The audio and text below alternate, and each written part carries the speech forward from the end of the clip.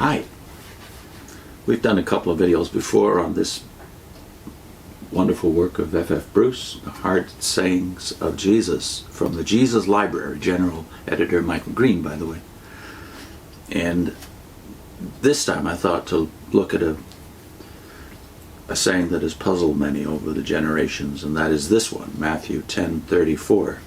Do not think I have come to bring peace on earth. I have not come to bring peace, but a sword. This is a hard saying, Bruce says, for all who recall the message of the angels on the night of Jesus' birth. Glory to God in high heaven and peace on earth among human beings, the objects of God's favor, as the message seems to mean. True, the angel's message appears only in Luke, that is Luke 2:14, and the hard saying, in the form in which we have quoted it, comes from Matthew. But Luke records the same hard saying, except that he replaces the metaphorical sword by the non-metaphorical division, that is in Luke 12 verse 51. Both evangelists then go on to report Jesus as saying, For I have come to set a man against his father, and a daughter against her mother, and a daughter-in-law against her mother-in-law. That is Matthew 10:35 and Luke 12:53. While Matthew rounds the saying off with a quotation from the Old Testament. A man's foes will be those of his own household, which is originally in Micah 7 verse 6. One thing is certain. Jesus did not advocate conflict. He taught his followers to offer no resistance or retaliation when they were attacked or ill-treated. Blessed are the peacemakers, he said, for they shall be called sons of God. Matthew 5:9. Meaning that God is the God of peace, so that those who seek peace and pursue it reflect his character. When he paid his last visit to Jerusalem, the message which he brought to Jerusalem concerned the things that make for peace, and he wept because the city refused his message and was bent on a course which was bound to lead to destruction. That's all found, by the way, in Luke 19:41-44.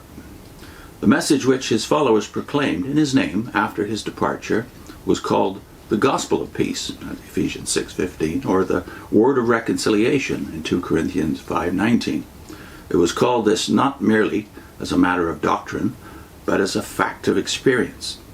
Individuals and groups formerly estranged from one another found themselves reconciled through their common devotion to Christ. Something of this sort must have been experienced even earlier in the course of the Galilean ministry. If Simon the Zealot and Matthew the tax collector were able to live together as two of the 12 apostles, the rest of the company must have looked on this as a miracle of grace. But when Jesus spoke of tension and conflict within a family, he probably spoke from personal experience. There are indications in the gospel story that some members of his own family had no sympathy with his ministry. People who on one occasion tried to restrain him by force because people were saying he is beside himself are called his friends in the Revised Standard Version, but more accurately his family in the New English Bible, and that is in Mark 3 verse 21. Even his brothers did not believe in him, we're told in John 7:5.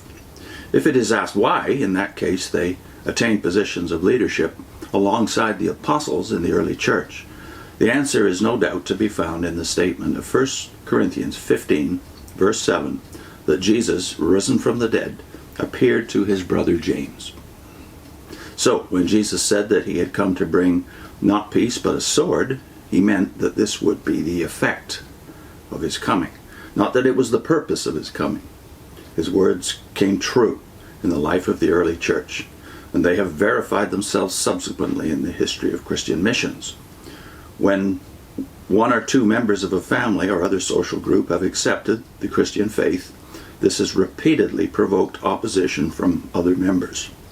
Paul, who seems to have experienced such opposition in his own family circle as a result of his conversion, makes provision for similar situations in the family life of his converts. He knew that tension could arise when a husband or a wife became a Christian and the other spouse remained a pagan. If the pagan spouse was happy to go on living with the Christian, that was fine. The whole family might become Christian before long. But if the pagan partner insisted on walking out and terminating the marriage, a Christian should not use force or legal action, because God has called us to peace. That's all from 1 Corinthians 7, verses 12 to 16. In these words, then, Jesus was warning his followers that their allegiance to him might cause conflict at home and even expulsion from the family circle. It was well that they should be forewarned, for then they could not say, "We never expected that we should have to pay this price for following him." I'll put a link onto a video we did on Acts 2, 7 characteristics of the early Christian congregation, where one of the characteristics that we quickly skim over or pass by is that the Jewish Christians went right on assembling and even worshiping with their non-believing family and community, the Jews. So that the separation that did happen and the expulsion that would later happen from the Jewish community was not their will. It was not their initiative.